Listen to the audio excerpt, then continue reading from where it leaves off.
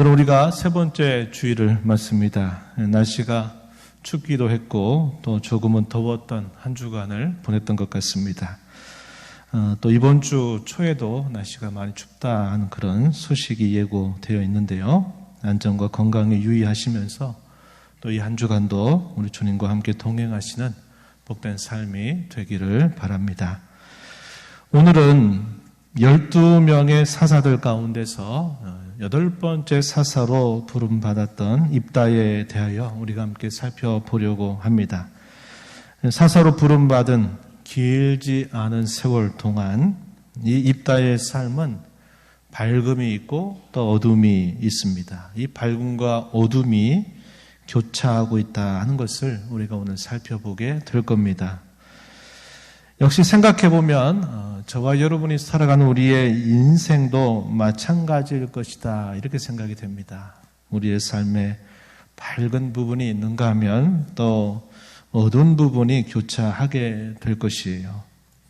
그러한 삶 속에서 우리가 어떻게 하나님의 구원의 은혜에 감사하면서 하나님께 영광과 기쁨이 되는 삶을 살아갈지 오늘 이 말씀을 함께 생각해 보면서 다시 한번 다짐하는 귀한 시간이 되기를 바랍니다. 그러기 위해서 오늘도 이 강단에서 살포되는 말씀을 사람의 말로 받지 마시고 하나님이 오늘 나에게 주시는 말씀으로 꼭 받으셔서 그 말씀을 통해 여러분 각자에게 깨닫게 하시는 성령 하나님의 음성을 듣고 순종하기를 힘써 나가게 되기를 바랍니다. 입다는 그의 인생의 마지막 6년, 이 6년을 사사로 부름받아서 살았습니다. 우리가 읽었던 본문 7절 말씀 보니까 이스라엘의 사사가 된 지 6년이라 이렇게 말합니다. 그리고 이 6년 세월을 마치고 그가 태어났던 곳에 장사되었다. 이렇게 입다의 마지막에 대하여 이렇게 설명을 해줍니다. 다른 사사들이 부름을 받은 것처럼 이 입다에게 있어서도 그가 사사가 된 일은 뜻밖의 찾아온 일이었습니다. 하지만 그의 부름이 우리가 전에 살폈던 것처럼 기드온처럼 여호와의 사자가 직접 그를 찾아와서 사사로 세우신 것이 아니었어요. 자기를 싫어해서 쫓아냈던 길르앗 장로들이 자신에게 찾아와서 지금 우리가 전쟁의 위험을 맞고 있으니 이 전쟁을 이끌어달라라고 하는 요청을 받으면서 그가 사사로 세워졌습니다. 사사로 세워지기 전까지 입다의 삶은 결코 순탄하지 않았습니다. 그의 아버지였던 길르앗의 장자로 태어났지만 그의 어머니는 기생 출신의 어머니였습니다. 그래서 적지 않은 서름 그리고 미움, 따돌림을 받으면서 불우하게 어린 시절을 보내야만 했습니다. 사사기 11장 1절 하반절 보면은 기생이 길르앗에게서 낳은 아들이었다 이렇게 소개해 주죠. 아버지의 본처로부터 또 많은 동생들, 이복 동생들이 태어납니다. 그런데 이 동생들이 어릴 때는 모르는데 커가면서 이 형인 입다가 자기들의 본처의 출신이 아니라 기생 출신이라고 해서 알게 되면서 이 형을 대단히 좋아하지 않게 됩니다. 그러다 입다는 결국 그의 집안에서 쫓겨나서 자기가 태어난 집에서 살 수가 없어서 당시에 멀리 떨어져 있는 이방 땅 돕이라고 하는 곳에서 객지 생활을 시작하게 되었습니다. 그러한 일에 있어서 또 그 일을 부추겼던 대상들이 있었는데 그들이 누구냐면 그 성읍의 출입을 관장하고 있는 이 장로들도 역시 입다를 그 지방에서 쫓아내는데 중요한 한 몫을 했다는 것을 성경이 우리에게 보여줍니다. 불우하고도 순탄치 못했던 그런 환경 속에서도 그는 비교적 훌륭하게 성장했던 것 같아요. 그가 이방 땅에 있는 동안에 그와 비슷한 처지에 있는 사람들이 함께 모여들게 되면서 그는 그 사람들에게 인정받는 지도자가 됩니다. 큰 용사가 되었다. 이렇게 소개를 합니다. 사사기 11장 1절 상반절 보니까 길르앗 사람 입다는 큰 용사였다. 이렇게 말합니다. 이 말은 그가 사사가 되어서 비로소 큰 용사가 됐다 하는 게 아니라 그가 사사로 부름받기 전부터 그는 이렇게 여러 무리들을 이끌 수 있는 지도자였다 하는 것을 잘 보여주고 있습니다. 근데 여기에 덧붙여서 더 중요한 것이 있었어요. 그게 뭐냐면 이 입다는 하나님을 경외하는 사람이었다 하는 것이고요. 그뿐만 아니라 자신들의 그 이스라엘 나라의 과거 역사에 대해서 상당히 해박하게 그 역사를 알고 있었다고 하는 것입니다. 하나님을 경외할 줄 알고 자신의 민족의 역사를 알고 있었던 사람이었다 하는 그 점은 그가 이스라엘의 사사가 될 만한 좋은 준비가 되어 있는 인물이라는 것을 우리에게 알려줍니다. 당시 이스라엘 나라는 또다시 하나님을 배반하고 거역하는 일로 인하여 암몬 족속들에 의해서 무려 18년 동안이나 지속적으로 억압과 악죄를 당하고 있었습니다. 그러다 또 한 번 이 암몬 족속들이 또 이스라엘을 또다시 쳐들어오는 일이 생겼습니다. 그래서 그들은 길르앗의 진을 치고서 이스라엘을 공격하라고 했어요. 그에 맞서서 이 길르앗에 있는 사람들은 그 가까운 지역 미스바라고 하는 곳에 진을 쳐서 전쟁을 벌여야 되는데 그 전쟁을 이끌어갈 만한 지도자가 없었던 것입니다. 그때 이 길르앗 성읍의 장로들이 가장 먼저 떠올렸던 적절한 인물이 누구냐면 바로 이 입다라고 하는 사람이었어요. 그래서 이 성읍의 장로들은 급한 마음으로 이 입다가 있는 그곳으로 찾아가서 이 입다에게 정식적으로 요청을 합니다. 당신이 우리의 우두머리가 되어달라. 이런 요청을 하게 돼요.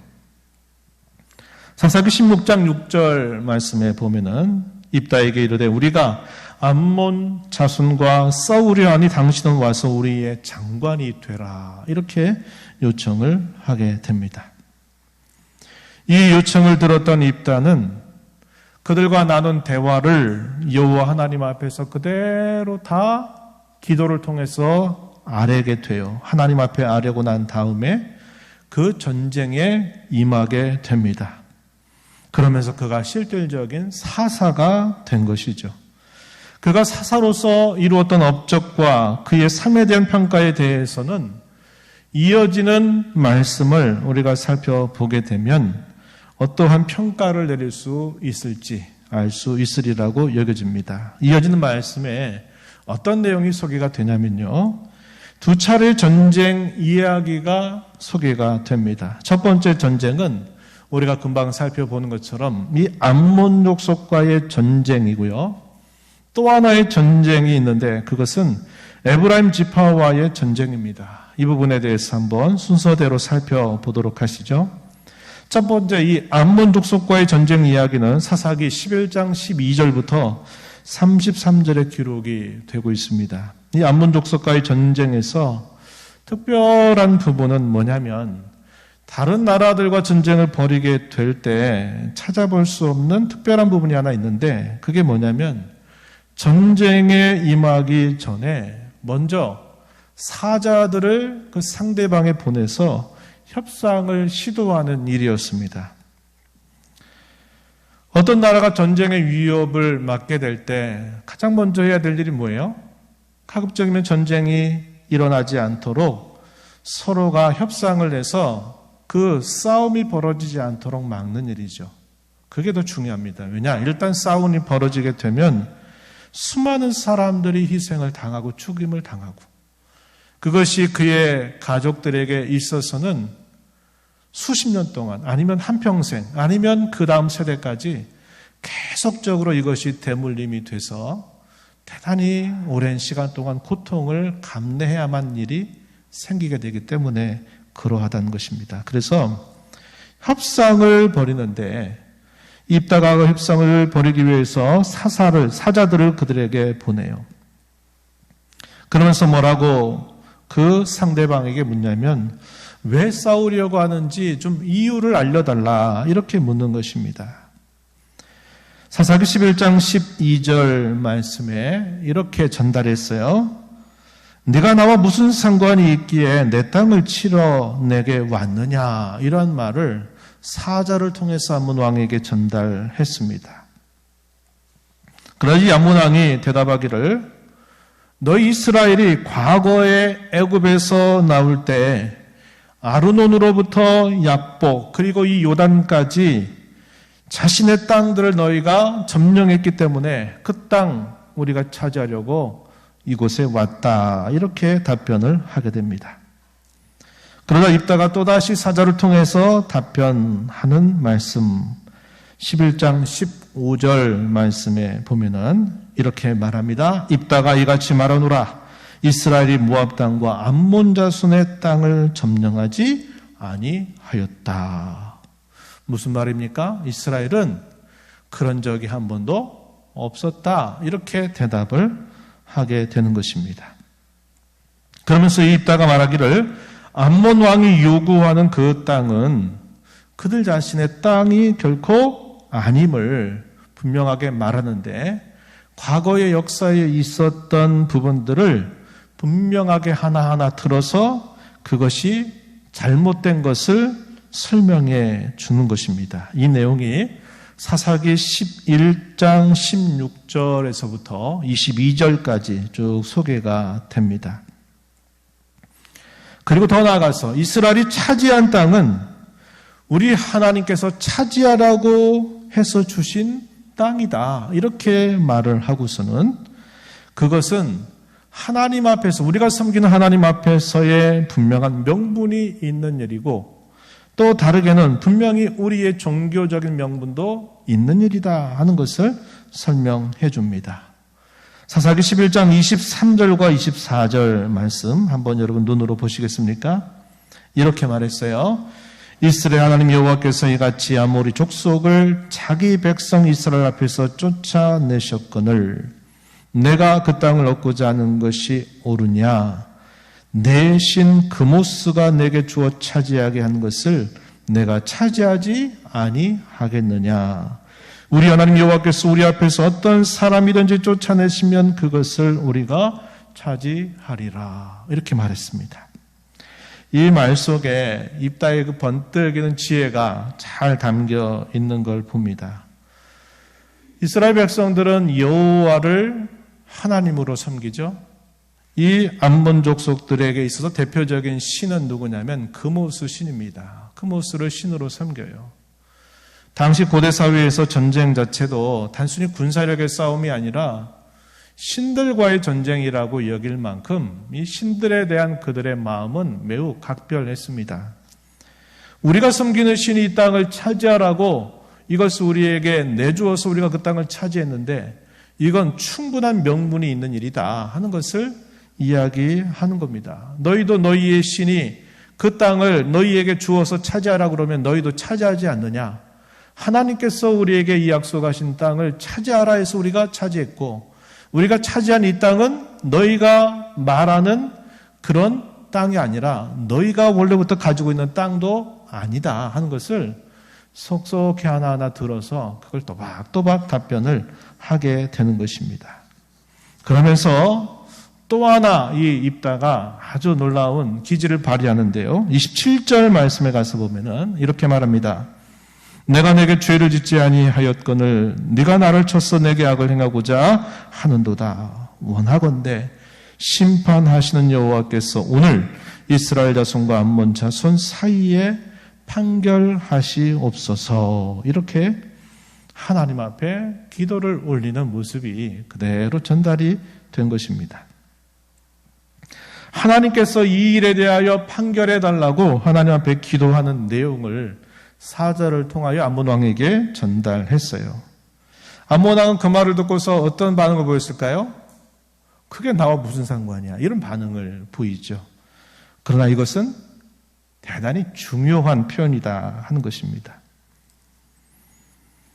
하나님께서 그 전쟁에 개입을 하셔서 이것을 판결해달라고 하나님 앞에 올리는 그런 기도이기 때문에 그래요. 하나님께서 그 전쟁에 개입하셔서 처리해달라는 정당한 명분을 제시해 주는 것이기 때문입니다. 그래서 그 전쟁이 그냥 암몬 나라가 쳐들어왔기 때문에 우리가 전쟁한다 하는 게 아니라 이 협상을 통해서 서로 주고받는 그 서신들 그 말을 통해서 지금 입다가 싸우고자 하는 전쟁은 단순히 암몬과 우리 편의의 이 싸움이 아니라 그것은 하나님이 판결해 주셔야만 되는 싸움이 되게 했다 하는 겁니다. 이것이 대단히 잘한 부분이에요. 잘한 부분이에요. 우리가 잘 아는 것처럼 다윗과 골리앗의 싸움 이야기도 어떤 이야기입니까? 너무 잘 알잖아요. 블레셋의 장수 이 골리앗이 다윗과 싸울 때 다윗이 어떤 말을 하면서 그 골리앗 앞으로 다가서요? 나는 만군의 여호와의 이름으로 나는 너와 싸운다.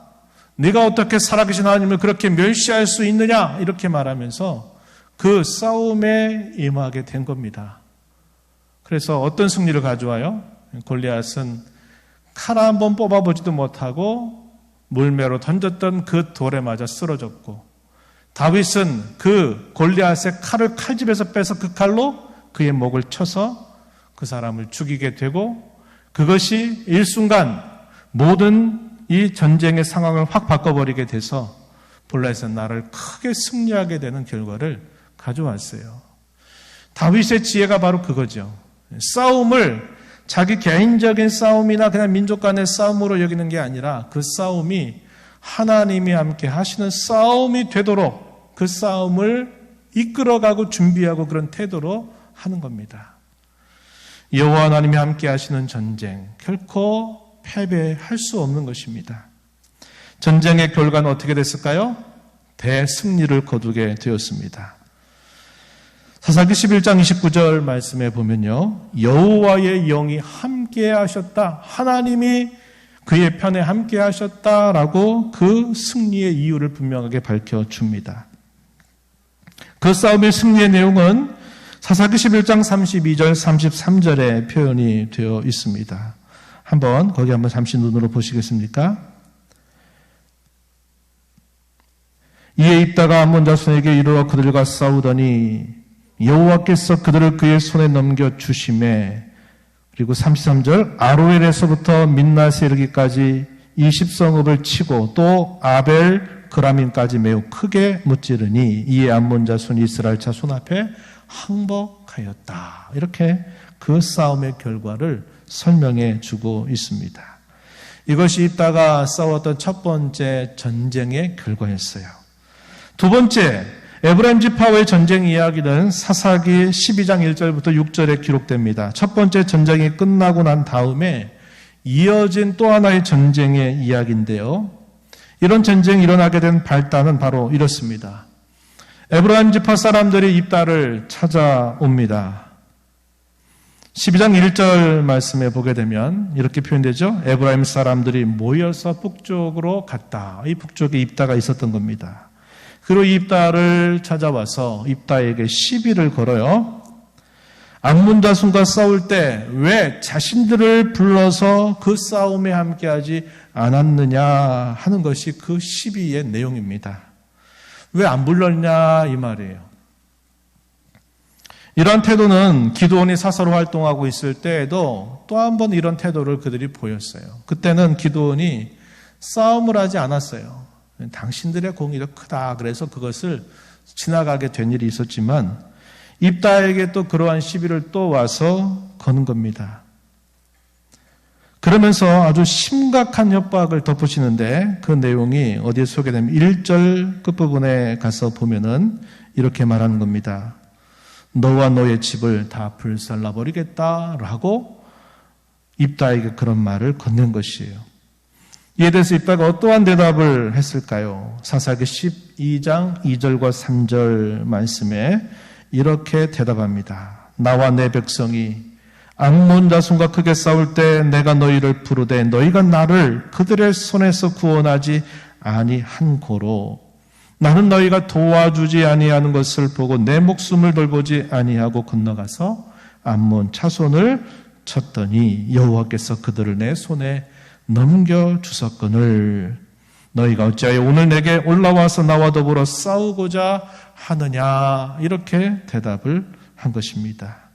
말하자면 입다는 암몬과의 전쟁을 앞두고 이미 이 에브라임 지파 사람들에게도 도움을 청했다는 거예요. 그런데 그때 이 에브라임 지파 사람들이 거절했어요.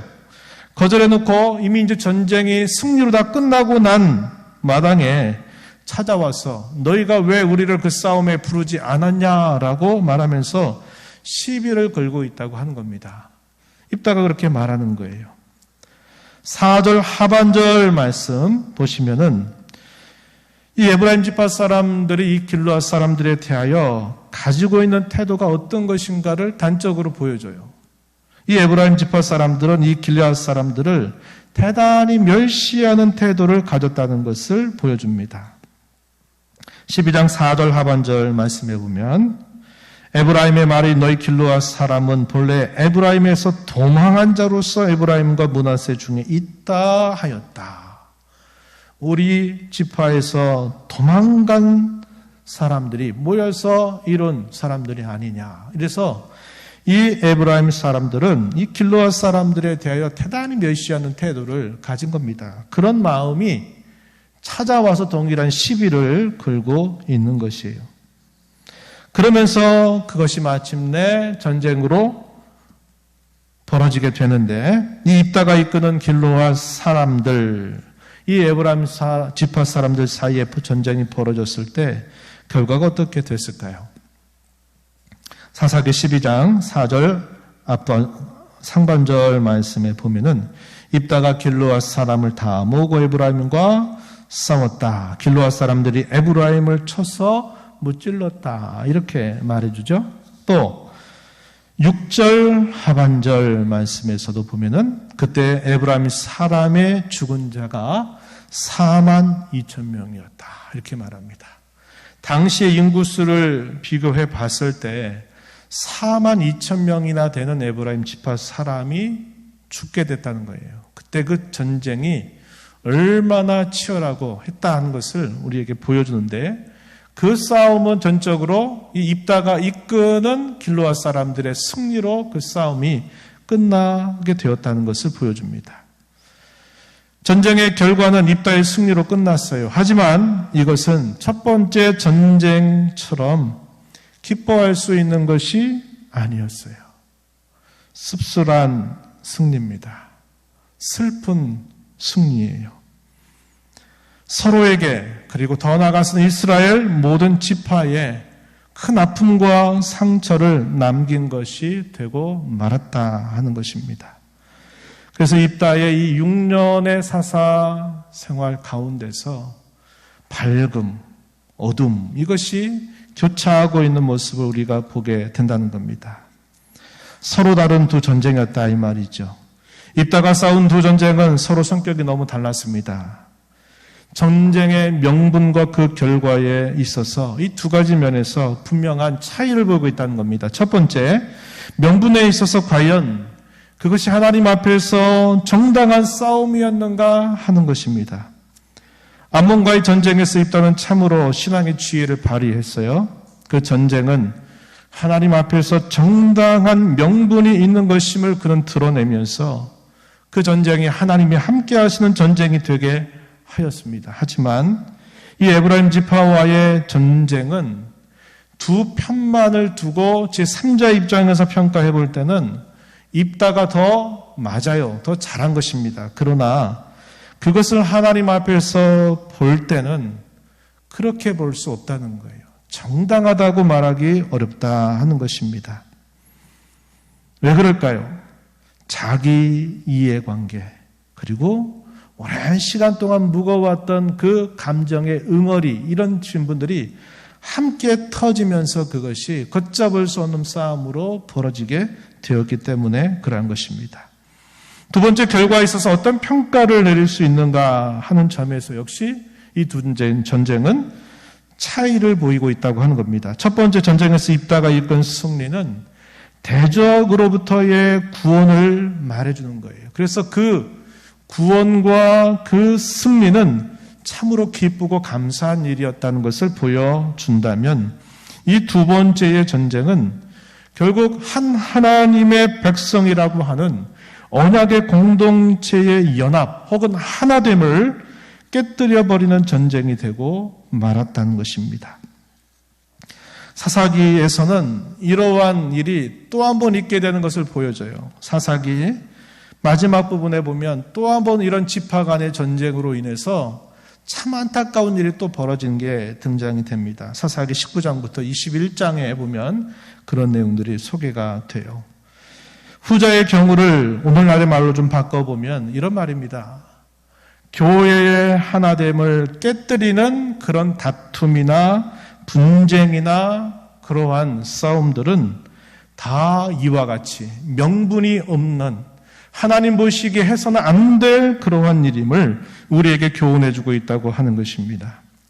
우리가 얼마 전에 고린도전서의 말씀을 함께 읽었어요. 고린도 교회는 은사가 참으로 많은 교회고 영적인 체험이 많았던 신령한 교회였습니다. 그러나 바울 사도는 이 고린도 교회를 향해 쓴 편지 가운데서 고린도 교회의 신앙의 수준을 이렇게 말한 바 있어요. 고린도전서 3장 1절부터 3절 말씀에 그 말씀이 소개가 됩니다. 여러분 한번 들어보시기 바라요. 이렇게 바울 사도가 말해요. 형제들아, 내가 신령한 자들을 대함과 같이 너희에게 말할 수 없어서 육신에 속한 자, 곧 그리스도 안에서 어린 아이들을 대함과 같이 하노라. 내가 너희를 젖으로 먹이고 밥으로 아니하였노니 이는 너희가 감당하지 못하였음이거니와 지금도 못하리라. 너희는 아직도 육신에 속한 자로다. 너희 가운데 시기와 분쟁이 있으니 어찌 육신에 속하여 사람을 따라 행함이 아니리요. 이렇게 고린도 교회를 향하여 사도가 안타까운 마음으로 그들의 신앙의 실제적인 수준을 이야기하는 말씀을 우리가 접하게 됩니다.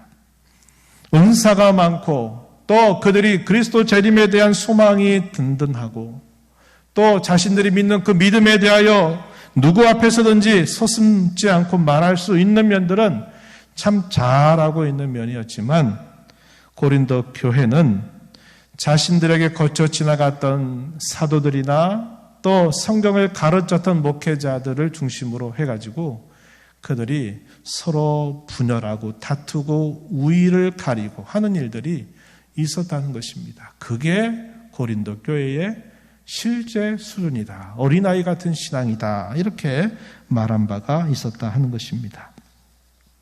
오늘 말씀의 교훈을 가지고 이제 우리 자신과 교회를 한번 생각해 보겠습니다. 먼저 지난날을 한번 생각해 보시죠.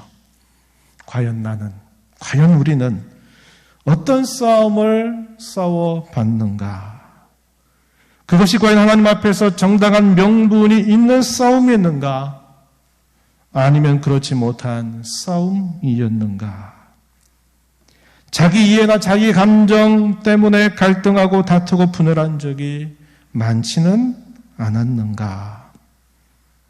조금만 더 참고 조금만 더 인내하고 조금 더 하나님 앞에 기도하고 조금 더 하나님의 뜻을 생각했더라면 피할 수 있는 싸움은 얼마나 많았을까?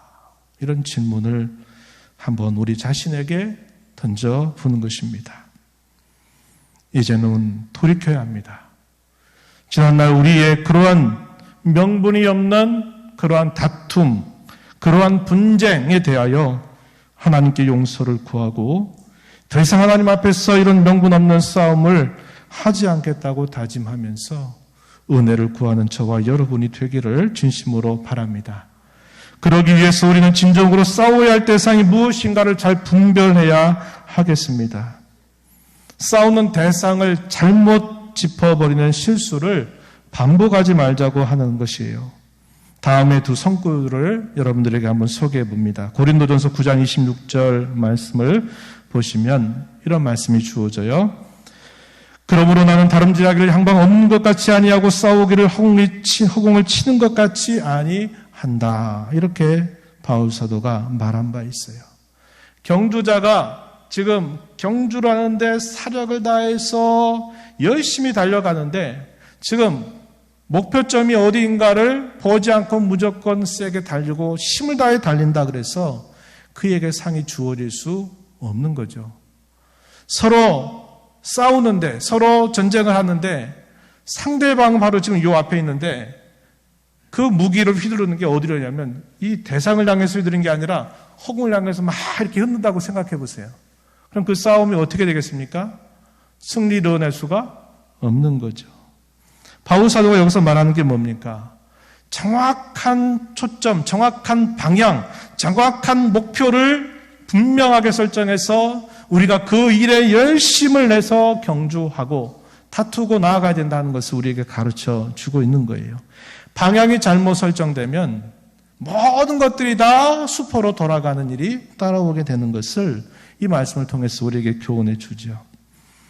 또 에베소서 6장 12절 말씀에 보면은 이렇게 말씀합니다. 우리의 싸움은 혈과 육을 상대하는 것이 아니요 통치자들과 권세들과 이 어둠의 세상 주관자들과 하늘에 있는 악의 영들을 상대함이라. 이렇게 말합니다. 우리의 싸움은 혈과 육을 가지고 우리가 무엇인가를 이해관계, 갈등, 어떤 그런 문제를 해결을 위한 싸움이 되어서는 안 되고 우리는 영적인 세력들, 그런 세력들과 더불어 우리는 싸우는 자들이 되어야 한다. 이렇게 가르쳐 주고 있는 것입니다. 성도가 성도를 향하여 막 싸울 기세로 서로 달려들어 보세요. 금방 똑같은 일이 벌어지는 거예요. 입다가 에브라임 지파 사람 42,000명을 죽여놓고 하나님 앞에 잘했다고 감사할 수 없는 거예요. 하나님 보실 때 그것은 마음이 아픈 거예요. 왜?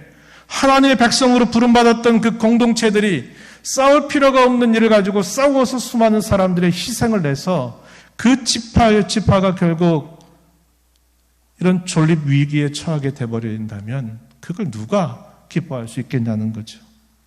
성도와 성도와의 싸움이 바로 그와 같은 것입니다. 때로 다른 의견, 그런 일로 인해서 때로 갈등을 할 수도 있고 그로 인해서 서로 생각의 차이를 가질 수는 있지만 어떻게 합니까? 주 안에서 서로를 살펴서 뜻을 모으고 하나가 되도록 아니면 기다려주고 하는 일들이 있어야만 된다는 것을 우리에게 가르쳐 주고 있는 것이에요. 그럼 마지막으로 정당한 명분이 있는 싸움, 그래서 그 싸움이 하나님이 함께 하시는 싸움이 되어 승리를 하고자 한다면 어떻게 해야 할까? 저는 여러분들에게 두 가지를 제시합니다. 하나는 하나님의 뜻을 잘 분별하는 일을 우선적으로 힘써야 되겠다 하는 것입니다. 하나님의 뜻에 맞지 않거나 하나님이 기뻐하시는 일이 아니라면 싸우지 말아야 합니다. 로마서 12장 2절 말씀, 우리 잘 아는 말씀에 이렇게 우리에게 가르쳐 줍니다. 너는 이 세대를 본받지 말고 오직 마음을 새롭게 함으로 변화를 받아 하나님의 선하시고 기뻐하시고 온전하신 뜻이 무엇인지 분별하도록 하라. 하나님을 잘 섬기려고 하면, 하나님을 기쁘시게 해드리려고 하면 가장 먼저 우리에게 요구되는 것은 이게 하나님이 기뻐하시는 것인지 하나님이 싫어하시는 것인지를 잘 분별하는 일이 첫 번째다 하는 것입니다. 또 하나는 싸우는 무기와 그것을 사용하는 법을 잘 익혀서 잘 사용하자고 하는 것입니다. 우리가 싸우는 무기는 우리의 지혜와 힘이 아닙니다. 그것은 하나님의 능력이요 혹은 하나님의 신적인 능력이 발휘되는 것들이어야만 한다고 성경은 우리에게 가르쳐 줍니다. 고린도후서 10장 3절과 4절 말씀에 보시면은 이렇게 가르쳐 줍니다. 우리가 육신으로 행하나 육신에 따라 행하지 싸우지 아니하노니 우리의 싸우는 무기는 육신에 속한 것이 아니요 오직 어떤 견고한 진도 무너뜨리는 하나님의 능력이라 이렇게 가르쳐 줍니다. 하나님의 능력이야말로 그 어떠한 견고한 진조차도 무너뜨릴 수 있는데 이것이 우리의 싸우는 무기가 되어야 한다. 이렇게 가르쳐 주고 있어요. 바울 사도는 에베소서 6장 13절부터 18절 말씀에서 이것을 다르게 뭐라고 부르냐면 하나님의 전신갑주라는 말로 표현을 하고 있습니다. 그에 대한 묘사를 한번 보십시오. 전신갑주가 뭐냐? 진리의 허리띠, 의의 호심경, 복음의 신, 악한 자의 불화살을 소멸할 수 있는 믿음의 방패, 구원의 투구와 하나님의 말씀인 성령의 검, 이것을 전신갑주로 소개합니다. 그리고 이에 덧붙여서 기도와 간구로 싸우는 법을 익혀야 한다고 가르쳐 주고 있어요. 여기에 이 요소들 한번 치러볼까요? 여기서 말하는 진리, 이것은 굳게 선다는 거예요. 흔들리지 않는다는 거예요. 의로움, 복음, 믿음, 구원의 확신, 하나님의 말씀, 기도, 이런 것들이 우리가 이 싸움에 나아갈 때 우리가 반드시 사용해야 될 신적인 무기들이다. 이 신적인 무기에는 하나님의 능력이 함께 동반된다는 것을 우리에게 가르쳐 주고 있는 거예요. 이렇게 말하면 우리는 이런 생각을 할 수 있어요. 우리 이런 거 다 알고 있는데요. 그렇게 말할지 모르겠습니다. 그래요. 알고는 있을 것입니다. 그러나 그것을 잘 사용하는 것은 또 다른 것임을 우리는 기억해야 해요. 내가 머리로 알고 있는 것과 그것을 내가 잘 사용하고 활용하는 것과는 또 다른 문제라는 것을 우리는 기억해야 돼요. 부지런히 사용해야 합니다. 그리고 그것을 올바로 사용하는 일에 힘을 기울여야만 된다 하는 것입니다. 이제 말씀을 마무리하고자 합니다. 오늘 설교 제목이 무엇이냐? 서로 다른 두 전쟁을 치른 사사, 이게 설교의 제목이에요. 입다에 대한 이야기죠. 하지만 잘 생각해 보면 오늘 우리의 이야기도 되는 겁니다. 우리가 이 땅에 살면서 입다가 치렀던 이 두 가지의 서로 다른 성격의 싸움을 우리도 직면하게 돼 있어요. 우리의 남은 생애 동안 반드시 그런 성격의 전쟁이 우리에게 다가오게 된다 하는 겁니다. 하나의 전쟁은 어떤 전쟁입니까? 죽을 때까지 힘써 싸워서 승리를 일궈내야만 하는 전쟁이에요. 그러나 또 한편의 하나의 다른 전쟁은 죽을 때까지 피하려고 힘써야만 되는 것이 된다고 하는 것입니다.